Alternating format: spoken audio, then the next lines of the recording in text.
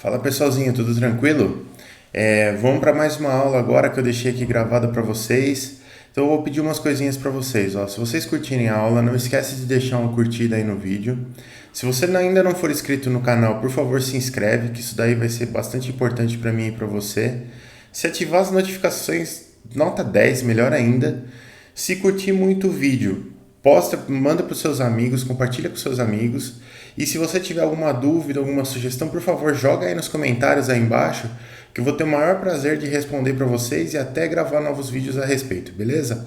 Valeu, galera, bora pro vídeo. Então, a gente vai começar hoje a matéria de máquina CNCB. Que todos vocês sejam muito bem-vindos aí, tenham um excelente semestre.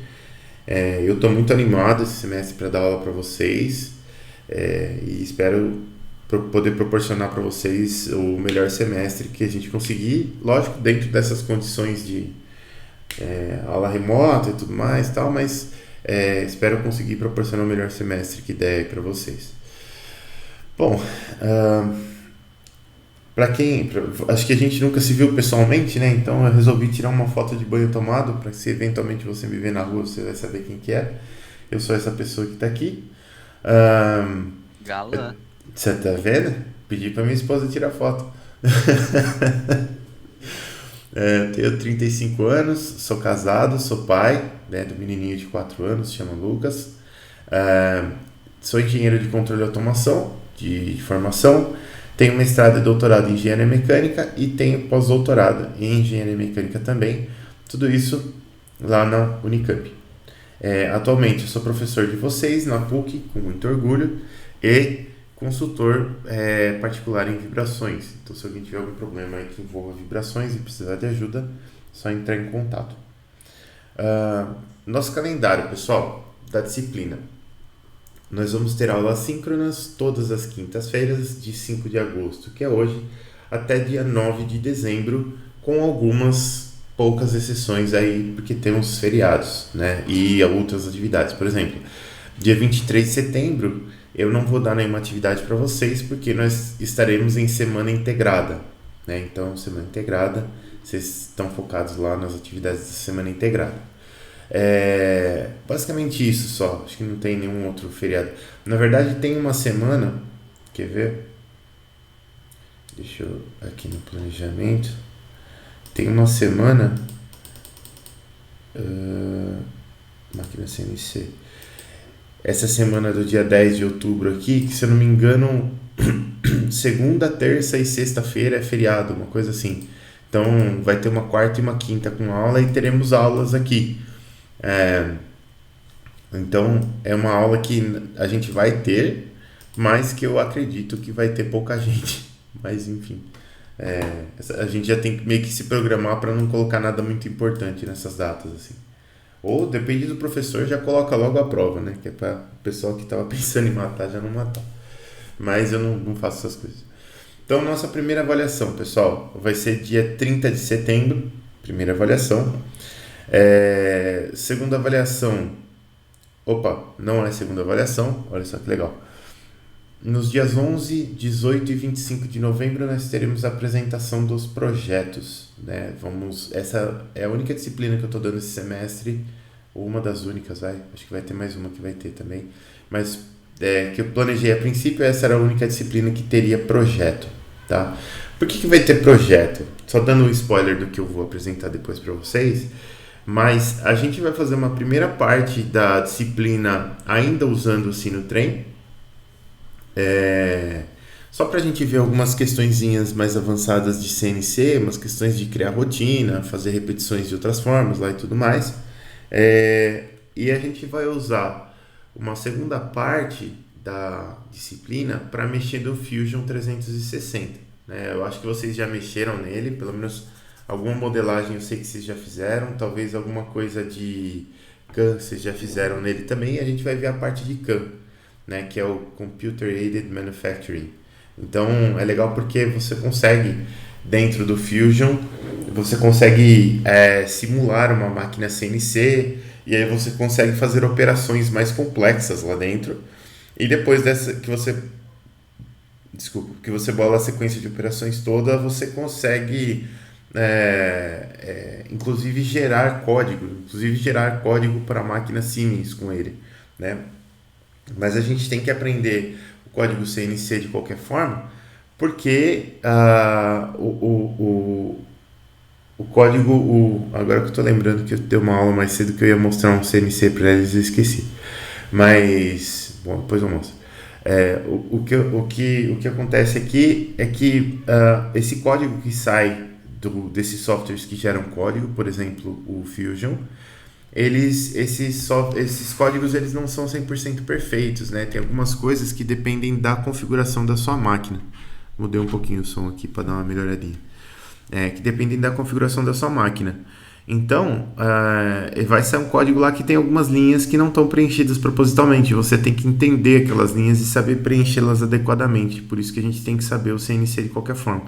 Isso é uma coisa, e outra coisa é que o código que sai do Fusion é um código extremamente gigante, né? Ele tem uma técnica lá para gerar código, depois a gente vai explorar um pouco, que ele faz a trajetória certinha e tudo mais, mas ele usa muito ponto e muita instrução para fazer os códigos mais genéricos possíveis lá. E acaba que acontece que as máquinas CNC às vezes não tem tanta memória assim. Por incrível que pareça, você fala, pô, professor, mas é só texto, cara, né? Não é tão grande assim. Realmente não é tão grande. Mas tem algumas máquinas que têm uma memória muito curta, né? Principalmente as máquinas mais antigas,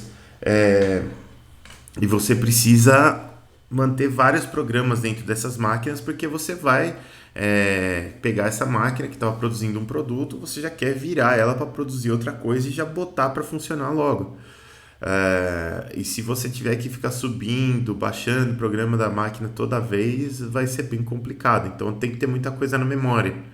E como essas máquinas têm pouca memória, principalmente as mais antigas, fica um pouco complicado, né? Isso parece meio... Você fala assim, não, professor, mas é só se a máquina for muito velha, né, tal. Mas é surreal o quanto de máquina antiga ainda tem rodando no mercado. Eu tenho um aluno que está fazendo TCC comigo hoje. Na verdade, eu estou orientando o TCC e o estágio dele. E ele trabalha numa empresa que trabalha com máquinas CNC e que tem várias máquinas CNC exatamente com esse problema. Elas são da década de 80, a memória é curta e não dá para você ficar fazendo esses códigos, colocando esses códigos gigantes nela, que não vai acontecer, não vai rolar. Então tem que tomar muito cuidado com essas coisas todas aí. Então a gente tem que saber o código G de qualquer forma. Mas a gente já explorou bastante coisa, e a questão dos laços de repetição e da subrotina servem para o seu código ficar ainda mais curto, né? Então acho que tem tudo a ver com essa questão da memória das máquinas aí. Voltando aqui, dei uma devagada aí. Então vão ter a avaliação e o projeto, e se por um acaso com a avaliação e o projeto não dê para atingir nota 5, teremos a avaliação recuperativa no dia 2 de dezembro. Espero que ninguém precise, mas teremos a avaliação recuperativa caso alguém não atinja a nota. Aqui, ó. Observação importante, pessoal. O calendário ele vai ser seguido conforme planejado, independente de as aulas serem ministradas de forma remota ou de elas serem ministradas em campus, né? Então, quer dizer, se a gente tiver uma retomada das atividades em algum ponto aí do semestre, o método de avaliação e as datas serão exatamente os mesmos, tá? Então a gente não vai ter desculpa, nenhuma surpresa com relação a isso. Aí eu tenho algumas observações para fazer aqui com relação ao cenário de isolamento, que provavelmente vocês já ouviram muita coisa, mas eu preciso deixar isso aqui registrado aqui para vocês também, tá? Então, falando aqui com relação ao retorno às atividades presenciais, eu tenho dois tópicos importantes. O primeiro é que a PUC ela vai obedecer às autoridades, né, o que o governo estipular, a PUC fará. Eu já explico por que eu coloquei isso aqui em primeiro. E o segundo é que até 7 de setembro, que é a informação que nós temos, tudo permanecerá nesse modelo remoto, né? Então, no próximo mês, mais ou menos, né, nos próximos 33 dias aí, a gente sabe que vai permanecer tudo da maneira como está. E depois disso vai ser reavaliado, né? Como que as coisas vão acontecer. Saiu uma newsletter da PUC há uns 3 dias, mais ou menos, falando sobre o retorno às atividades presenciais, dizendo que eles iam tentar voltar com as atividades práticas, talvez com os laboratórios de iniciação científica e pesquisa, mas não davam nenhuma data ainda, falavam para a gente ficar atento aos e-mails, né? Meio que falou, mas não falou muito. Mas tem algumas questões que a gente tem que levar em consideração aí, pessoal. A primeira das questões é a seguinte, que é uma das que me preocupa muito. Se caso vá haver o retorno, tem gente que está morando longe, né? Não está em Campinas, está na cidade que é a cidade da família e tudo mais, porque ninguém é louco de ficar pagando aluguel, né, de kitnet, essas coisas, sendo que não sabe quando vai retornar as atividades, né? Então, as pessoas estão em casa. Tem até gente que estava na época de fazer estágio e pegou o estágio na própria cidade, né? Porque não sabia quando que a PUC ia voltar às atividades e tudo mais, está fazendo estágio por lá. Então, essas pessoas, se forem retornar às atividades, por exemplo, essas pessoas precisam ser avisadas com bastante antecedência. Imagino eu que o ideal seria um mês de antecedência, porque a pessoa vai ter que voltar, vai ter que encontrar kitnet ou apartamento, sei lá, para alugar, vai ter que alugar, vai ter que, né, fazer mudança. Tem essas coisas aí que precisam ser vistas, né? Outra coisa muito importante é que eu me preocupo bastante também é o seguinte, num eventual retorno às atividades, igual um supermercado ou qualquer coisa assim, para permitir a entrada das pessoas vai ter que ter o álcool gel, até aí beleza, me parece que até no campus já tem álcool gel em todos os corredores e salas lá, mas também vai precisar de pessoas medindo a temperatura das pessoas, né, fazendo controle para ver quem entra e quem não entra. E isso daí é muito complicado, porque o horário de entrada no campus é o mesmo horário para todo mundo, né? Então vai virar um pandemônio para todo mundo entrar no campus e medir a temperatura e tudo mais. Então acho que essa logística precisa ser muito bem pensada, né? E fora isso tem a questão da vacinação também, né? Eu sei que poucos de vocês já tomaram a vacina, me parece que a maioria ainda não tomou nenhuma dose. Como que tá a turma de vocês especificamente? Alguém aí já tomou? Ninguém tomou? Como que vocês estão, pessoal? Aqui em Campinas acho que tá 25, né? 25, né? É. Da nossa sala, acho que dois só que tomaram, foi o Bruno e o Mário. Maria Bruna falou que tomou hoje. A maioria a partir do dia 10. Então, o pessoal que já tomou, que vacina que vocês tomaram?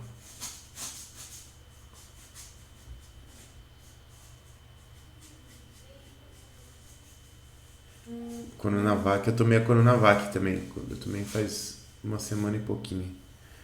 AstraZeneca, Coronavac. A minha também vai ser mais ou menos um mês depois de quando eu tomei. Então, ó, tá vendo? Tem essa questão aí, por exemplo, o pessoal que já tomou ou o pessoal que vai tomar, eventualmente, alguns alunos vão tomar a AstraZeneca. Não que uma vacina seja melhor que a outra, a minha opinião é que vacina boa é vacina dada, né?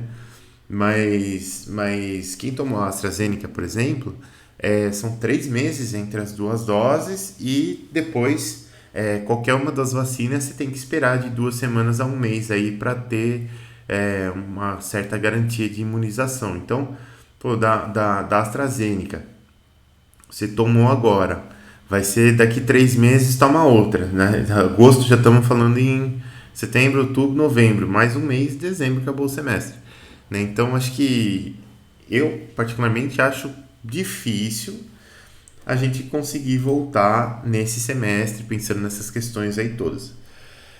E aí tem o outro lado da moeda. Bom, antes de falar do outro lado da moeda, fico feliz de saber que alguns de vocês já tomaram, outros estão tomando, outros vão tomar em breve. Fico feliz mesmo, acho que a gente tem que estar protegido.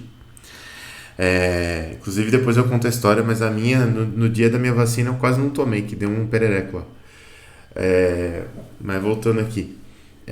O outro lado é o seguinte, né? A gente tem um governo do estado que ele, né? Às vezes a gente não entende muito bem o que está acontecendo, porque primeiro a gente tinha uma previsão de todo mundo vacinar até dezembro, daqui a pouco adiantou, entrou um movimento de vacinação e tal, e todo mundo toma vacina e não sei o quê, que eu achei até bom, né? Porque adiantou a vacinação de todo mundo aí, mas eu acho que isso pode acompanhar uma ansiedade de retorno às atividades por causa da retomada da economia e tudo mais.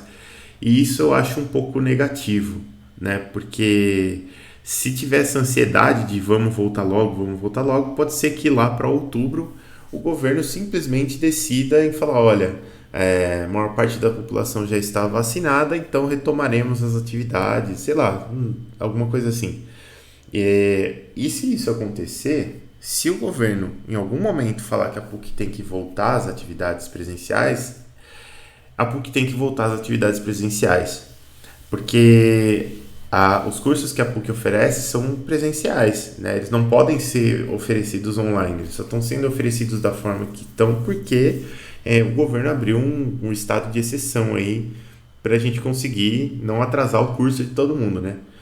Mas é um estado de exceção, quer dizer, se o governo falar que não pode mais, não pode mais, não tem o que fazer, e aí a gente vai ter que voltar.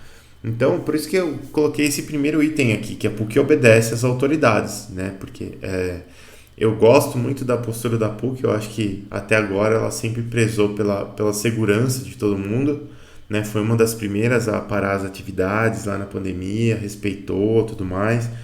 Mas, por outro lado, ainda estamos sujeitos a coisas que não controlamos, né? Quer dizer, governador do estado e tudo mais, e às vezes a gente sabe que os políticos eles tomam decisões que são boas mais para eles do que para nós, né? Então, assim, temos que ficar atento aí.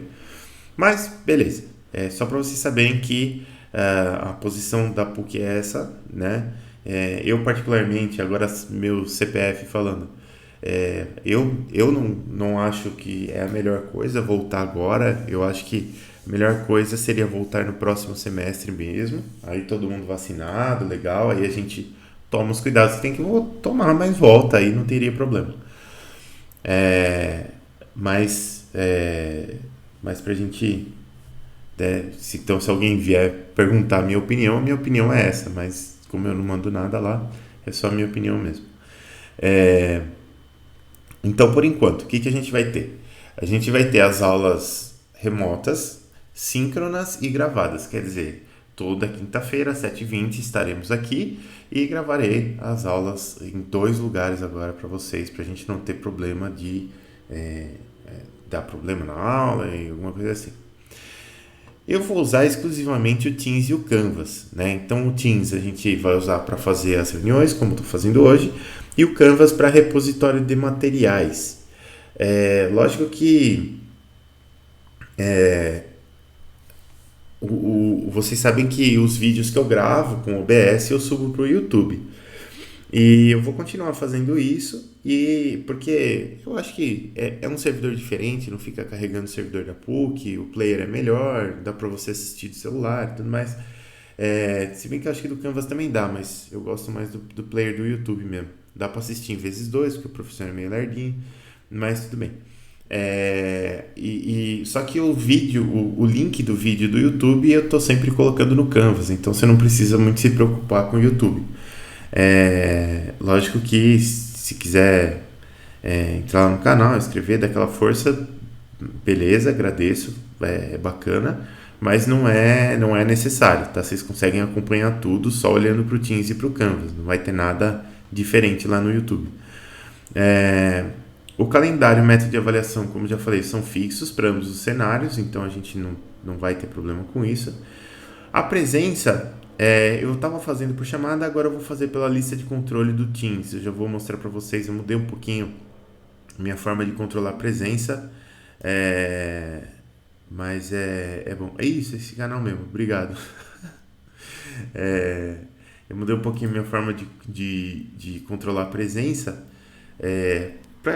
para ficar mais fácil e para eu ter mais controle também, porque quando eu faço a chamada direto no site, eu meio que perco um pouco do controle, sabe?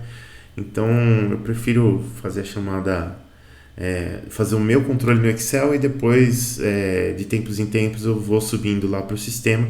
E aí, se alguém quiser saber da frequência, é só perguntar para mim que eu vou ter o meu controle certinho lá, eu consigo dar uma certeza.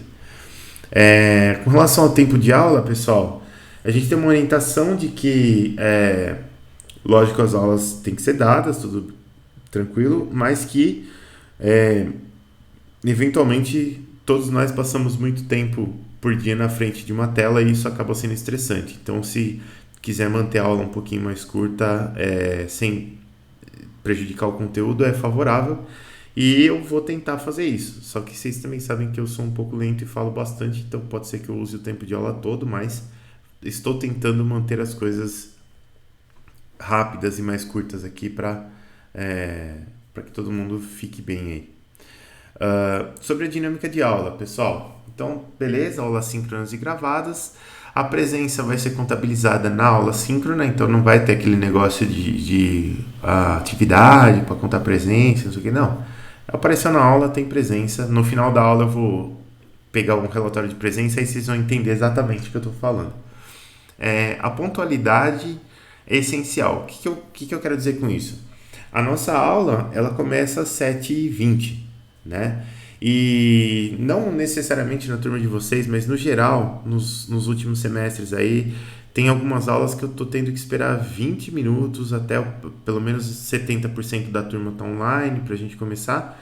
E por 20 minutos de uma aula de 1h30 é bastante tempo, né? Quase 23% da aula. Então é muita coisa para a gente perder, né? E às vezes acaba que chega lá no final da aula, eu não consigo terminar de resolver um exercício, mas se eu não tivesse gasto tanto tempo no começo, talvez eu teria 5 minutinhos a mais ali para terminar e seria mais legal para vocês. Então eu decidi que nesse semestre aqui eu vou fazer o seguinte, eu vou logar às 7h20, né? Eu sempre logo no horário da aula, a menos que aconteça alguma coisa grave. E até às 7h25 eu estou começando a aula. Antes disso, se tiver todo mundo online, eu posso começar antes disso. Mas se não tiver, se tiver faltando bastante gente, eu vou dar um tempo limite de 5 minutos. Então, às 7h25, invariavelmente, eu estou começando a aula. Não vai ter nenhuma penalização. Se entrar depois, você vai ganhar presença do mesmo jeito. Mas é mais para vocês saberem aí que eu vou começar essa aula às 7h25 de qualquer forma, tá? Para não perder tanto tempo assim da aula. Das avaliações. Então tem uma avaliação em um projeto, a avaliação vale 50% da nota, o projeto vale mais 50% da nota, tá? Ficamos no meio a meio aí, acho que fica legal para todo mundo. Então a nota do semestre vai ser a avaliação 1 mais projeto dividido por 2. E se por um acaso isso daqui não der 5 pontos, então aí a pessoa tem direito a fazer a atividade recuperativa e a nota final ela será 0,8 que multiplica a nota do semestre mais 0,2 que multiplica a nota da recuperativa. Por que esse peso não está meio a meio? Eu tive algumas discussões com alguns professores durante as férias e a gente resolveu repensar um pouco a questão das notas, né? Então a gente pensou primeiro nesses pesos aqui das avaliações, quer dizer, antes eu sempre colocava assim a avaliação 1 valendo um pouco menos, a 2 valendo um pouco mais, de forma que o aluno não conseguisse chegar aprovado na última prova, né? Então, eu colocava, por exemplo, 40 e 60 aqui, para obrigar o cara a fazer o projeto, ou a P2 que fosse, né? E depois fiquei pensando, falei, na verdade, quando você chega para fazer uma prova, no fundo, não importa se aquela prova vale 10 ou se ela vale 90%, a pessoa vai dar o máximo para tirar a maior nota que ela conseguir naquela prova, né? Porque ponto é ponto, no fim das contas. Então, no primeiro momento, acho que não faz muito sentido ficar fazendo essa distribuição de pontos aí, né? E se uma das provas tem mais peso do que a outra, e se você tem um problema que pode não ser um problema de conteúdo, pode ser, sei lá, brigou com a namorada, com o namorado, teve uma dor de barriga, não sei o que, na prova que valia mais, você ganha um baita de um demérito, né, por falta de sorte, aí você acaba tendo que fazer uma recuperativa aí, porque uma prova valia muito e a outra valia pouco. Então, não acho que seja uma excelente ideia a gente ficar mexendo tanto com esses pesos assim das provas, né? E aí, depois a gente começou a pensar na recuperativa também, e a gente pensou o seguinte, que antes o peso era 50-50, né? Quer dizer, você podia zerar o semestre inteiro, não fazer avaliação, não fazer projeto, que você ainda tinha chance de passar fazendo a recuperativa. Eu eventualmente vou chamar isso aqui de exame, porque na minha época de faculdade chamava exame, né? Então, e a gente pensa que a atividade recuperativa, ela tende a ser uma atividade mais fácil. Primeiro porque você tem que cobrar o conteúdo todo do semestre em uma prova só, né? E para isso você tem que ser um pouco mais objetivo, não dá para cobrar tanta coisa, tal. Por mais que você tenha mais tempo para fazer, mas não dá para cobrar tanta coisa, você tem que ser mais pontual na sua análise ali, então ela tende a ser um pouco mais fácil. E a gente entende que isso era um pouco de dar vantagem para uma pessoa que eventualmente abandonou o semestre e ia fazer só a recuperativa. Então essa pessoa teria mais vantagem do que uma pessoa que tentou acompanhar o semestre tudo certinho, fez as provas tudo certinho. Meio que essa pessoa que fez o que a gente esperava que ela fizesse, trilhou o caminho mais difícil para passar na prova, para passar na matéria, né? Então, o que a gente pensa?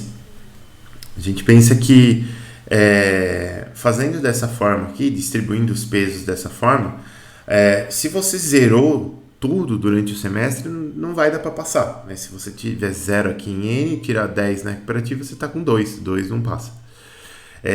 Mas da forma que está, durante o semestre, se você tirar um pouco mais do que 3, você já tem chance de passar com a recuperativa. E um pouco mais do que 3 não é muita coisa, né? Então, a gente entende que essa forma aqui é uma forma um pouco mais justa, porque aí a pessoa tem que construir algo durante o semestre, né? Não zerar tudo. E aí, se ela construiu algo durante o semestre, sim, ela tem chance de passar, se ela eventualmente pegar a recuperativa, né? Isso aqui acaba dando chance também para uma pessoa que foi bem durante o semestre, se esforçou, mas não atingiu a nota, que às vezes acontece, né? A pessoa deu azar na P1 e na P2, né? Teve incidentes pessoais aí que acabou não tirando a nota. E aí beleza, essa pessoa vai fazer a recuperativa e tem boas chances de passar também, né? Mas tem que ter construído alguma coisinha no semestre, que não dá para zerar tudo e querer fazer só a recuperativa, que não vai dar certo, tá? Então o critério vai ser esse aqui. Eu e alguns outros professores da PUC estamos testando esse critério desse semestre aqui, mas eu acho que vai ser positivo.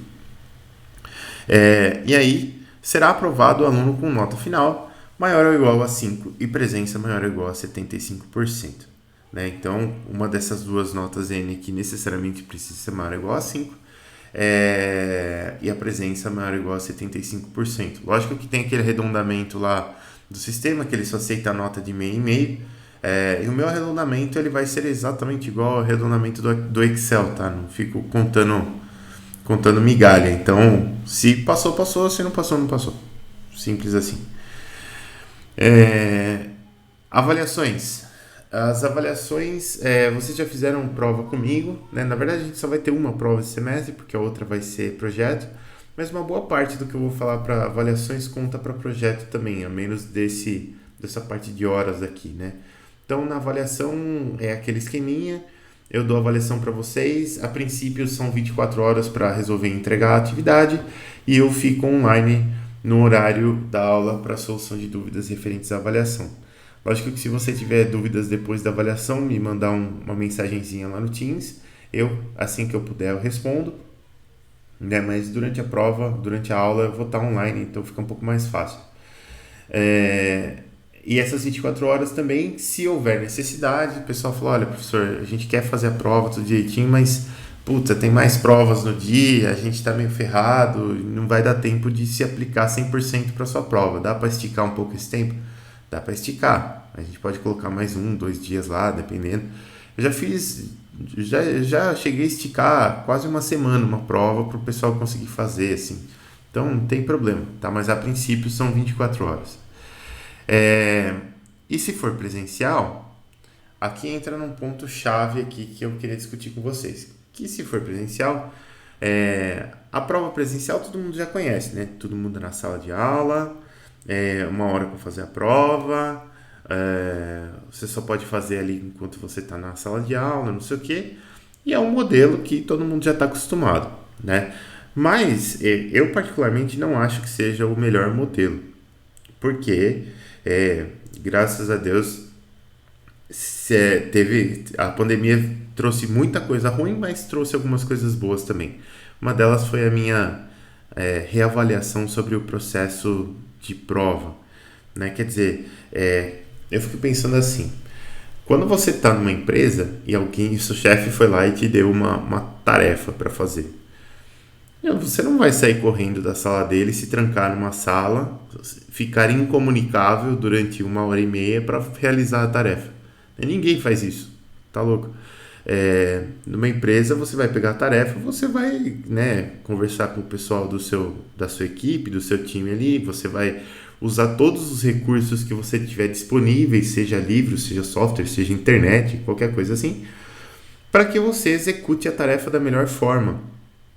Então não faz sentido a prova ser esse negócio de você se isolar para fazer, se no ambiente de trabalho não acontece assim. Lógico que a avaliação ela tem também uma utilidade de diagnose, né? Eu preciso avaliar vocês individualmente para saber que conceitos vocês absorveram e quais conceitos não. E eu também preciso avaliar vocês como uma turma, como um todo. Porque se eu identifico que houve uma falha generalizada na turma, eventualmente essa falha não é uma falha de vocês, ela pode ter sido uma falha minha, ela pode ter sido uma falha de transmissão, mas de qualquer forma foi uma falha que afetou a uma boa parte da sala e por isso aquele conceito específico não está legal. E isso me ajuda muito a guiar as aulas, né? Eu saber o que eu vou, que conteúdo que eu vou retomar, que atividade que eu vou aplicar para o pessoal entender melhor. Então esse instrumento de avaliação é importante. Numa empresa,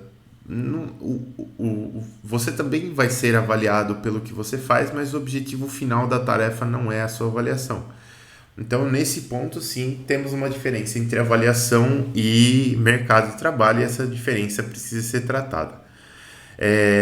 Mas, de qualquer forma, hoje eu vejo que a avaliação ela é uma baita oportunidade de aprendizado, porque você está lá, você tem o seu desafio que foi proposto, que você precisa resolver, que você precisa entregar dentro de uma determinada de um deadline ali que você tem, e você precisa fazer, você precisa reproduzir e entregar. E aí entra um requisito que é que você precisa reproduzir aquilo que você sabe fazer, porque aí sim eu preciso te avaliar. Mas de qualquer forma, eu acho muito positivo que você tenha um desafio e que você possa, por exemplo, separar um período da sua semana, separar um horário da sua semana para fazer, por exemplo, a gente está lá tendo a aula, né, presencial, e eu falo para vocês, pessoal, essa semana aqui está liberado para vocês fazerem a primeira avaliação lá no Canvas. E aí vocês vão para casa, separam um dia e um horário da semana de vocês, onde vocês estão tranquilos, descansados, bem alimentados, sem preocupação nenhuma, sem vizinho martelando parede, nem nada, e vão lá fazer a avaliação. E se precisar trocar uma ideia com os colegas, pode trocar ideia. Se precisar consultar algum material, consultar a internet, pode consultar, não tem problema. Mas tem que fazer a avaliação, tem que fazer dentro daquilo que sabe fazer, e não reproduzir algo que não é aquilo que você absorveu, né? Mas se acontece dessa forma, eu particularmente, né, se as pessoas levam esse processo de avaliação com essa maturidade, Cara, eu sou super a favor de continuar dando, mesmo no presencial, de continuar dando as provas no Canvas. Eu acho que, meu, é um ganho para todo mundo, sabe? Você vai ter mais tranquilidade para fazer sua avaliação, você vai poder se aplicar mais, você vai ter mais chance de mostrar o que você sabe, porque, de novo, compara com o esquema em sala de aula, onde você tá lá, aquela super pressão, você não pode falar com ninguém, o seu maior recurso é uma calculadora, e em cima de toda aquela pressão você pode errar, tem um monte de coisa que você está pensando no seu dia, você vai ter prova depois, você tem que sair mais cedo para pegar a condução, sei lá, então assim, se comparar com uma prova presencial, eu acho que para mim não tem cabimento, né, no século XXI a gente continuar com esse esqueminha de avaliação de tranca todo mundo aí e 1 hora para fazer a prova, né, mesmo porque 1 hora é muito pouco tempo, né? A aula tem 1 hora e meia, mas até que todo mundo entra, senta, arruma as cadeiras, guarda as coisas, não sei o que, eu distribuo a prova, já passou uns 15 minutos. Depois desses 15 minutos, tem 1 hora e 15 para fazer, mas pô, às vezes até você se concentrar ali direitinho, vai mais uns 5 minutos, depois tem que dar aquela paradinha para assinar a lista de presença, enfim, depois às vezes você precisa sair um pouco mais cedo, porque a aula é a última aula, e você precisa pegar o transporte para casa, que sai mais cedo. Então fica aquela situação assim, sabe? Você tem 1 hora para fazer uma prova complicada. Aí como a prova é de 1 hora, eu tenho que botar pouco exercício. Se eu coloco pouco exercício, cada exercício vale um montão. Aí tem 2 exercícios, um que vale 4, um que vale 6. Você fez uma bobagem no que valia 6, pronto. Já perdeu um monte de nota, né? Por mais que seja um detalhe num exercício que vale 6 é 2, 3 pontos. Então, sei lá, eu acho que, né, com mais tempo você pode ter uma prova um pouco mais detalhada, que você vai demorar um pouco mais para fazer, mas que você também consegue mostrar o que você sabe. Enfim, eu só vejo vantagem, mas de novo precisa da maturidade de todo mundo, né? E essa maturidade a gente já vai começar a testar agora, nesse esquema que é o de isolamento, que a gente não tem muito o que fazer, né? Não tem muito controle. Aí dessa questão de provas em isolamento eu vou falar já. A gente vai entrar um pouquinho em ética agora, bem rapidinho isso daqui, porque vocês já são muito craques nisso aqui. Então, ética em reuniões online, por exemplo, né? Manter o comportamento adequado, que vocês são show de bola nesse sentido. Manter o microfone desativado sempre que não estiver usando. Às vezes, não com vocês, mas tem um pessoalzinho mais velho que eu faço umas reuniões de vez em quando e às vezes a gente escuta umas coisas que queria não ter escutado. Mas vamos lá. Vestir-se adequadamente caso for utilizar a câmera. Porque, né, às vezes vai que ativa a câmera aí o cara tá sem camisa, né, fica uma situação meio degradante ali, né, cara de pijamão, de cueca, samba canção ali, enfim, né. Não prejudicar os colegas ativando o mudo ou excluindo-os da sala, mesmo que o recurso esteja disponível, né. Então, o que acontece? Quando eu vou entrar aqui na reunião, eu simplesmente entro lá no Teams, né? Tem um cantinho ali que tem esse botãozinho aqui, reunir. Eu simplesmente clico aqui e reúno a galera, né? Eu posso reunir ou posso agendar uma reunião. Mas se eu reunir todo mundo, é reunião instantânea, é só todo mundo entrar, muito simples. Mas isso me deixa com menos privilégios, né? Ou deixa vocês com mais privilégios. Então todo mundo pode entrar, todo mundo pode mutar o coleguinha, ou mutar até o professor. Tem uma galera que me muta às vezes, sem querer. Pode excluir a pessoa da sala. Você pode entrar aqui por exemplo, Arthur aqui, ó. Não vou tirar da sala, mas vou mostrar. Ó, eu consigo remover o cara da reunião, tá vendo? Então, tem gente que faz isso, faz essa brincadeira de tirar a pessoa da sala e eu peço que não façam, né? Porque é muito chato. E além de tudo, além de atrapalhar as pessoas, acaba me desconcentrando e não é legal, não é muito bacana. Então, peço que não façam, né? Porque senão eu vou ter um trabalho de ficar agendando as reuniões todas porque o pessoal é infantil. E eu acho que não faz sentido, né? Vocês são bastante maduros.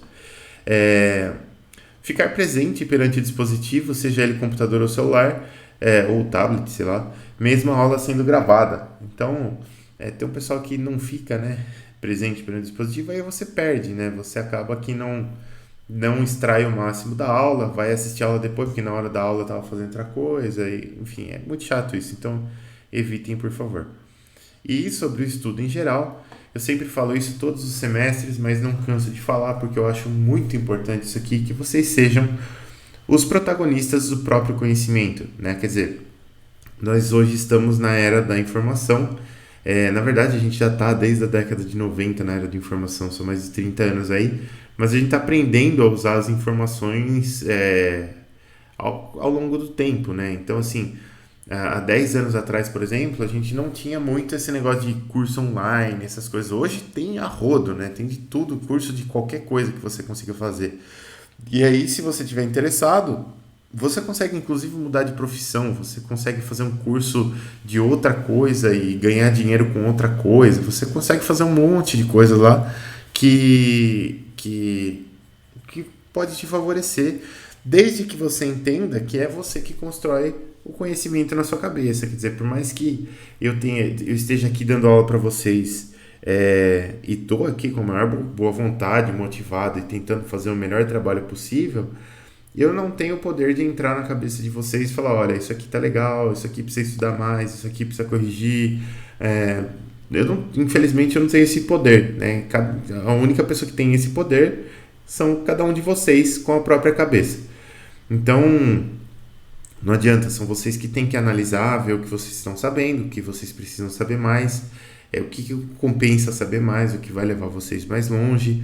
E isso é um pouco de empreendimento, se você parar para pensar, né? Você tem que empreender até nos conhecimentos que você pensa em adquirir, porque isso pode te levar mais ou menos longe, a curto e a longo prazo também na sua carreira. Então eu sempre falo isso, eu acho muito importante que vocês sejam realmente os protagonistas do conhecimento de vocês.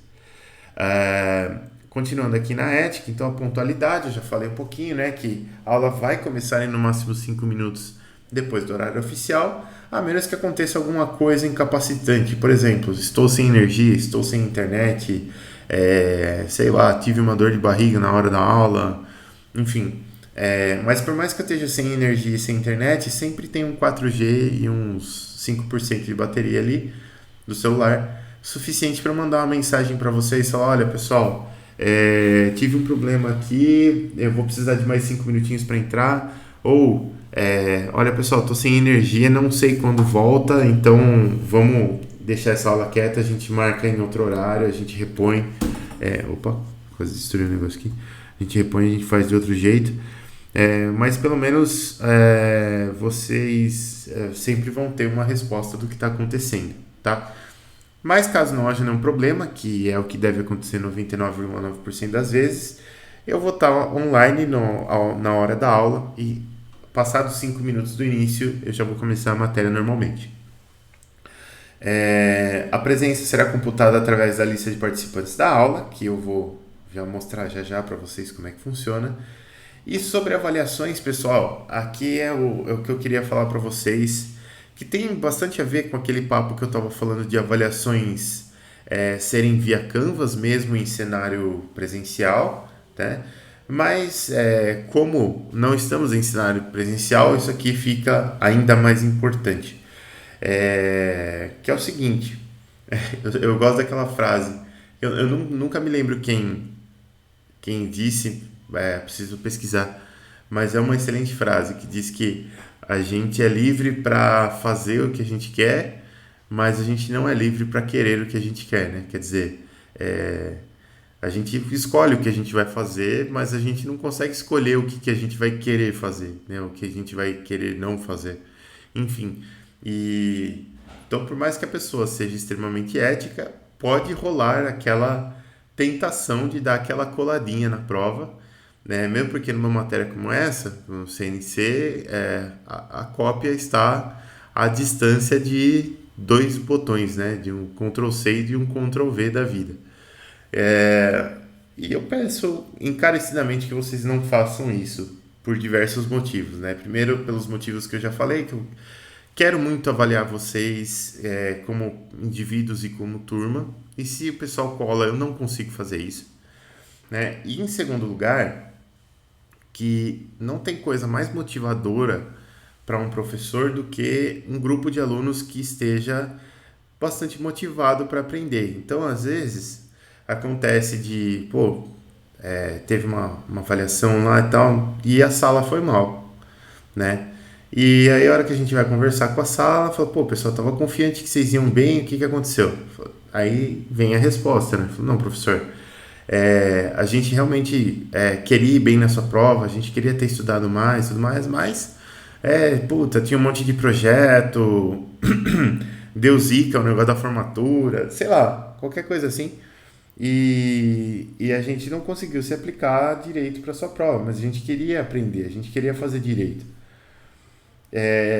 Essa postura ela não pode ser mais motivadora para um professor, sabe? Eu, particularmente, se a turma chega em mim com essa postura, eu falo, professor, a gente quer fazer, não deu certo, mas a gente quer muito fazer, aprender, se aplicar e fazer direito.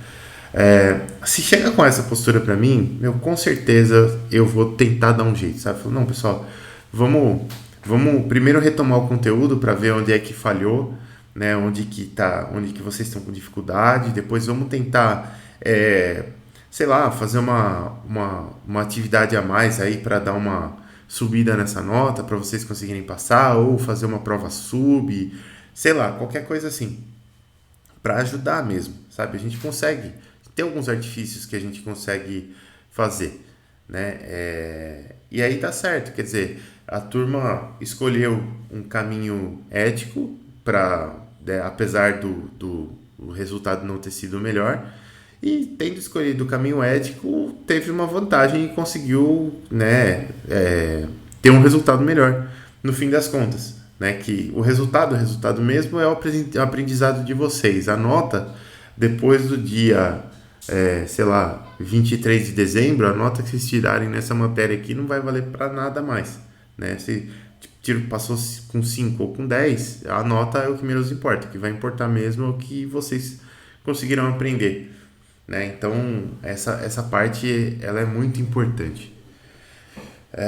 Por isso que eu falo, por favor, encarecidamente, peço para vocês que sejam honestos nas avaliações de vocês. Eu percebo, é muito fácil perceber quando tem cola, né? Não é difícil, não é nada difícil. Mas tem vezes que a gente toma atitudes e tem vezes que, sendo bem honesto, ele tá tão cansado, sabe?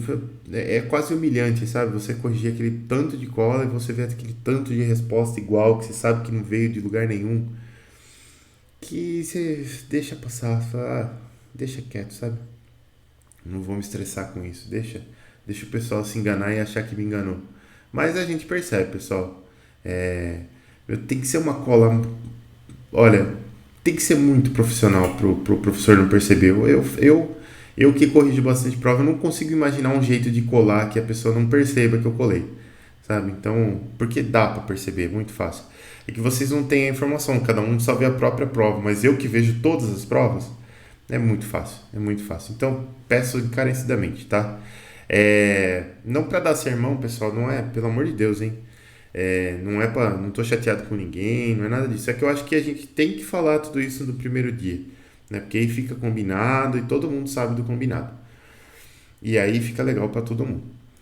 Então vamos lá. Todas as avaliações deverão ser feitas e apresentadas dentro do que o aluno sabe fazer. Nada mais justo, né?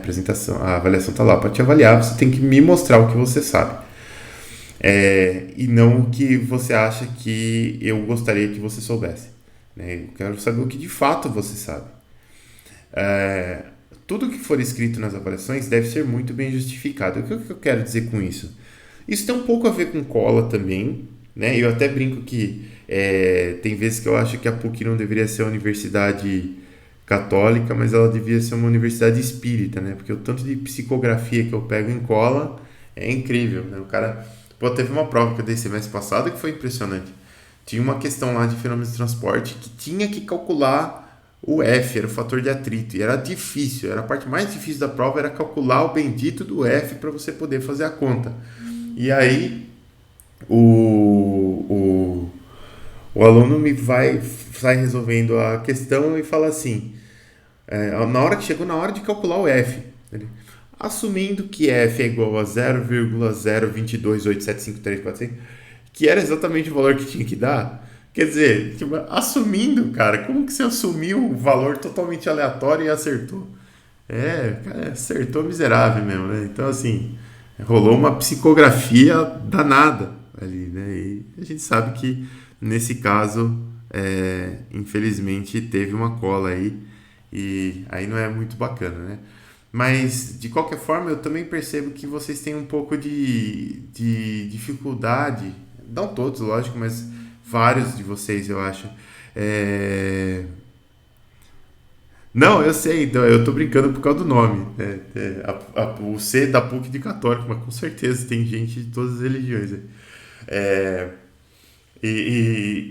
enfim, é, eu percebo em uma boa parte de vocês uma dificuldade de comunicação mesmo, né?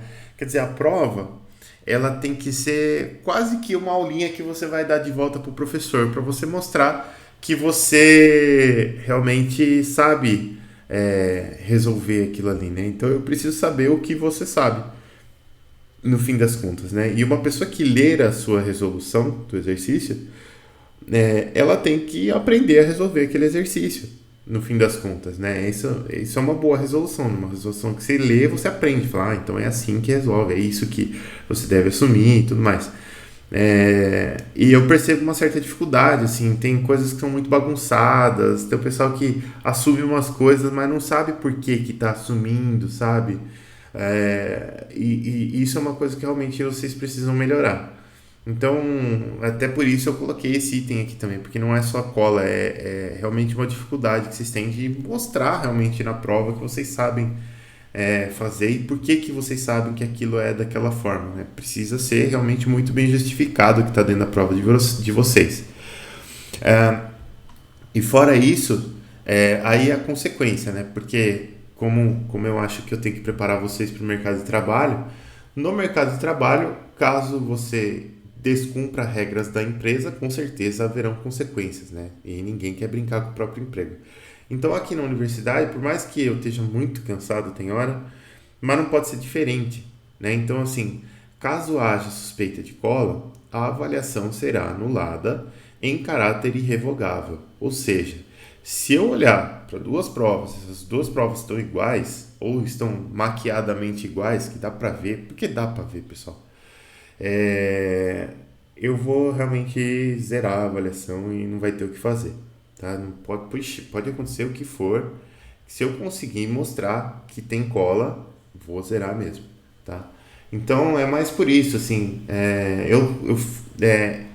sendo bem honesto, quando acontece, e já aconteceu, já teve turma que eu zerei mais de metade da turma, era uma turma de 70 e tantos, mais de 40 a 0. Eu faço isso com dor no coração, pessoal. Eu não gosto quando chega nesse ponto, porque sabe, você fala, pô, o cara tentou me enganar, tentou se enganar, isso é um pouco de desespero, mas não deu certo, ficou feio, vai ficar uma situação chata, sabe? Eu detesto conflito, pra ser bem sincero. Então, né, não gostaria de fazer isso, mas eu tenho também o dever moral de prepará-los para o mercado de trabalho, para a parte boa e para a parte ruim, né? Então, nada mais justo do que as coisas também terem consequência, né? Então, aqui também vai ter. Então, por favor, só evita que vai dar tudo certo. Com relação à bibliografia, pessoal, eu escolhi 3 livros aqui. O primeiro livro é o livro da, acho que é Janaína Fracaro ou Jéssica Fracaro, não lembro, acho que é Janaína Fracaro, que tem na biblioteca online lá. Então, se a gente pegar na bibliotecazinha aqui, os livros, na verdade, eles são para quem quer se aprofundar um pouco mais, tá, pessoal? Assim, se não quiser, realmente não precisa, dá para passar na matéria só pelos slides de aula, mas aqui, ó, fabricação pelo processo de usinagem, vamos ver. É que se procurar pelo nome do autor é difícil de achar. Então, fabricação pelo processo de usinagem. Aqui, ó, esse aqui da Janaína Fracaro, tava certo. Então, esse daqui é um dos livros que eu escolhi, vocês podem ler aqui. Eu não sou muito fã dessa plataforma de leitura da PUC, apesar de ter livros aqui, mas eu não encontrei nenhum livro que tenha um índice, de fato, índice aqui, tá vendo? Tá sempre disponível isso aqui, e você tem que passar página por página até você chegar onde você queria chegar. Aí para carregar a página é lento, tá vendo? E aí não dá para rolar mais aqui uma página por vez mesmo. Ou você digita o número da página, ou eu acho que até que dá para passar por aqui, dá, ó. Mas mesmo assim é um negócio que demora para carregar a página, eu não gosto muito. Mas enfim, mas pelo menos dá para você ler aqui, né? Dá para você ler o livro, não precisa pegar livro da biblioteca, não tem aquele transtorno todo, é bem legal. Ó, uns negocinhos aqui que a gente até já viu de usinagem lá e tudo mais. Beleza. Esse é um dos livros. Os outros livros da bibliografia, deixa eu ver aqui. Esse eu acho que é Samuel Domingos Silva, se eu não me engano, deixa eu ver. Não é Samuel, é Sidney Domingues da Silva. Esse livro aqui não tem na biblioteca online, mas tem na biblioteca física da PUC lá. Tá? Eu sei porque eu tô com um exemplar aqui desde antes de começar a pandemia. Né? Eles falaram que depois que começou a pandemia, não ia ter problema se retornasse depois que retornasse as atividades, e o livro está na minha casa até hoje, infelizmente. E esse terceiro livro aqui não tem nenhuma das duas, mas você encontra na internet. Também é um livro muito bom de CNC, caso queira se aprofundar, tá? Esse livro do Smith aqui, do Peter Smith, é realmente muito bom. Ele não fala de CNC, como é que fala? Siemens, né? Ele acaba falando mais de máquina Fanuc, mas ele é muito didático, muito completo. Se eu não me engano, tem mais de 1000 páginas, é bem, bem legal. E não é difícil achar na internet, tem que dar uma procuradinha, mas não é difícil achar. Tá? Então, esses 3 livros aqui, eu recomendo. Nem sei se são os livros da bibliografia, mas são os livros que eu recomendo aí pra gente usar. Com relação a programas, pessoal, nós vamos usar 2 programas. Um deles é o Sinotrem, que a gente já usou semestre passado, é gratuito, bonitão, não funciona 100%, né? Dá aqueles pau que a gente já conhece, mas pelo menos é gratuito, né? Isso já é uma boa coisa.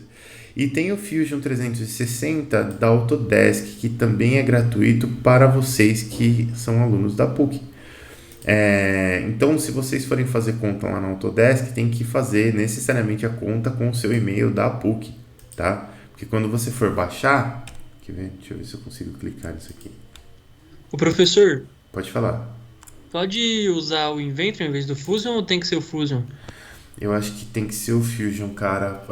Eu não sei se o Inventor tem essa parte de CAM também. Eu também não vou saber dizer, mas beleza então, professor, valeu. Tá? Mas porque, quer ver, deixa eu entrar aqui no site da Autodesk mesmo.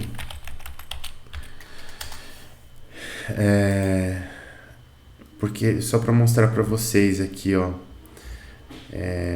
você consegue dar uma olhada, tem os preços das licenças aqui, né? Como o dólar tá nas alturas, então o preço das licenças aqui também vai ser igualmente grande.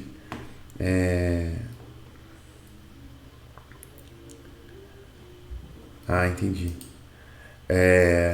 E aí você tem, acho que se der uma procuradinha aqui, ó, você encontra o Fusion 360.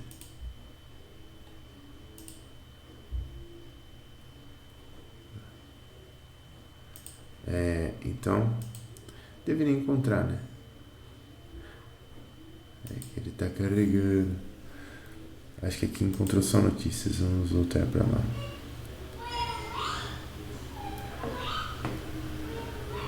Vamos pegar um filtro aqui de manufatura e produção, com certeza vai estar aqui. Inventor, olha, não tá.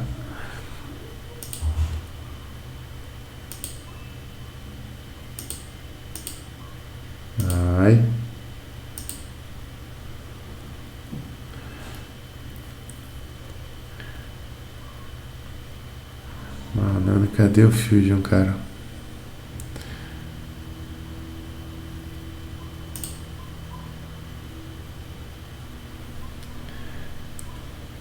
vamos ordenar de A a Z, que com certeza vai ser mais fácil.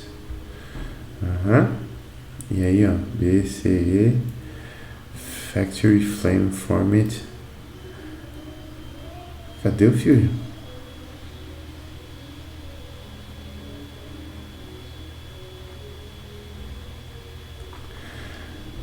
Meu Deus, o que aconteceu aqui? Será que não tem mais? Não, tá aqui, ó. Aqui, pô, caramba. Aqui, ó. Tem essas questões de preço aqui todas, ó. E tem esse free trial aqui, mas não é isso que eu quero que vocês façam, tá?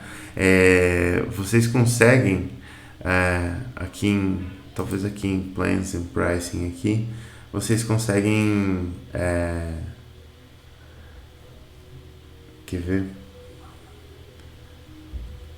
Eu acho que talvez aqui, vamos ver. Aqui, ó, nesse free trial aqui, você consegue ele para uso educacional, tá vendo? Ó? Então não é esse free trial, é o uso educacional. Então você ganha 1 ano aí para você estudar, para você usar como aluno. E aí quando você for baixar ele, ó, agora aparece aqui o danado do Fusion 360, tá vendo? Você vai entrar aqui, né, para baixar o Fusion 360, e aí ele vai pedir para você criar uma conta, tá vendo? Esse Create Account aqui, você tem que criar essa conta necessariamente com o seu e-mail da PUC, tá? Se você criar com o seu e-mail pessoal, eles não conseguem verificar que você é um aluno da PUC, e aí você não vai ganhar o acesso de estudante. Mas se você mandar o seu e-mail pessoal, aí beleza. Se eu não me engano, faz tempo que eu fiz o meu, se eu não me engano, você tem que mandar uma foto da sua carteirinha também, né? Então tem que escanear a carteirinha, mandar lá e tudo mais. Mas aí, a partir do momento que você faz isso, você ganha o acesso ao Fusion, né? Então aí a hora que você entrar, vamos ver se o meu vai entrar, porque faz tempo que eu não entro, mas deveria.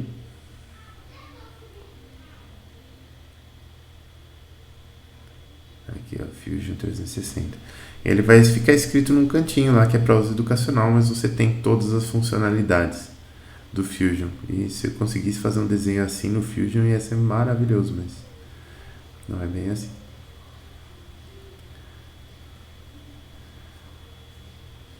Vou falar para vocês, programinha pesada, hein? Ele tá carregando aqui.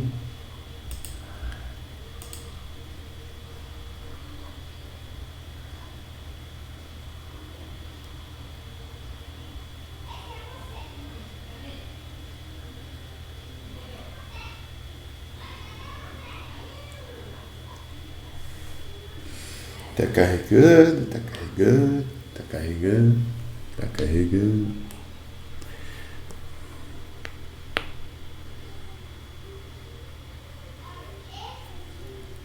Vou falar pra você, meu computador demora menos pra botar do que... Aí ele tá pedindo o login. @PUC Campinas BR. Não me lembro muito da senha. Vamos tentar essa. Acertei de primeira.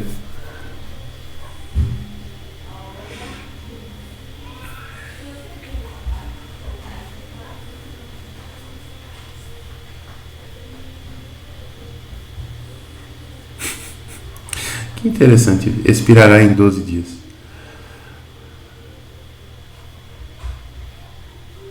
Professor, Oi. só para ver se eu entendi, essa parte do Fusion a gente vai ver mais pra frente, né? No primeiro momento vai ser o Sinotrem mesmo. Isso, exatamente. Tá. É bom. Aí o Fusion tá aqui. Depois eu tô meio preocupado agora que o meu vai expirar em 12 dias. Eu preciso ver se eu consigo renovar isso daqui, porque, né, como eu dou aula disso daqui, seria interessante que eu conseguisse renovar.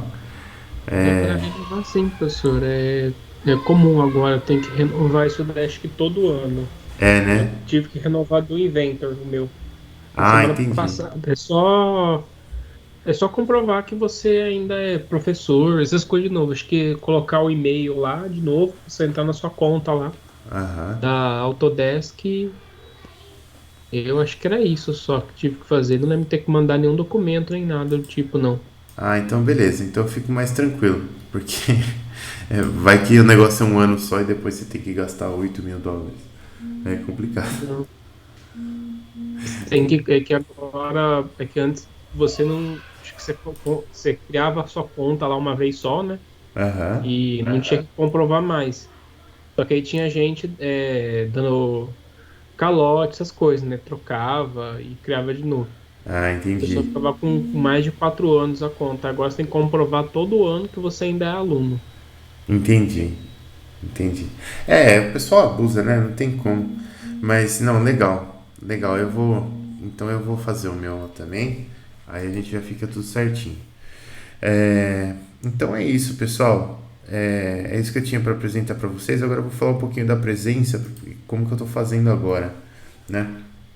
Então eu tô fazendo o seguinte, ó. Até é bom vocês me acompanharem aqui nessa primeira rodada, porque a gente já vê se tem alguma coisa que provavelmente vai ter um negocinho que não vai dar certo aqui para alguns alunos, mas a gente já corrige. O que eu tô fazendo para presença, ó? Eu entro aqui, baixo a lista de presença, né? Aí eu vou pegar o arquivo de presença aqui, corto e vou colar esse arquivo de presença aqui, ó. É bom que já fica até um registrozinho aqui. Já vou trocar o nome, 5 de agosto. Vamos abrir ele. Eu acho que o outro já está aberto, será? Já está aberto. Então aqui o que vai acontecer? Esse daqui vai ser o meu controle de presença e essa daqui é a lista de presença de hoje. Basicamente o que tem nesse arquivo aqui, ó? Tem um log de todo mundo que aconteceu, né? Quem entrou, quem saiu. Por exemplo, alguém, ó, o Bruno tá com a internet acho que meio instável, então meio que entrou, saiu, e aí depois ficou conectado. Aqui o que vai acontecer? Desde que o nome de vocês apareça aqui, para mim vai contar presença normal, tá? Não vou ficar vendo quanto tempo vocês ficaram logados na aula, né? Porque aí já é de cada um. Mas, ó, eu vou entrar aqui, por exemplo, 5 de agosto, esse daqui vai ser isso aqui, mais 7, beleza? Só para eu ter o controle das datas aqui, novembro, um pouquinho, 1, 2, 3, 4, aqui, vamos até dia 9. Aí, o que eu vou fazer? Eu inventei um códigozinho aqui que funciona para verificar se vocês estão na lista de lá. Então, isso daqui, se texto, esse aqui, proc v, esse cara, nessa coluna, não, errei, aqui tá o ponto e vírgula aqui, proc v, de novo, esse cara, agora sim, nesta coluna 1, falso, fecha, ponto e vírgula, cheios, ponto e vírgula, nada, fecha, vai. Aqui, então essa função, ela verifica se o nome de vocês está nesta coluna. Então aqui, olha só, estava todo mundo presente aí.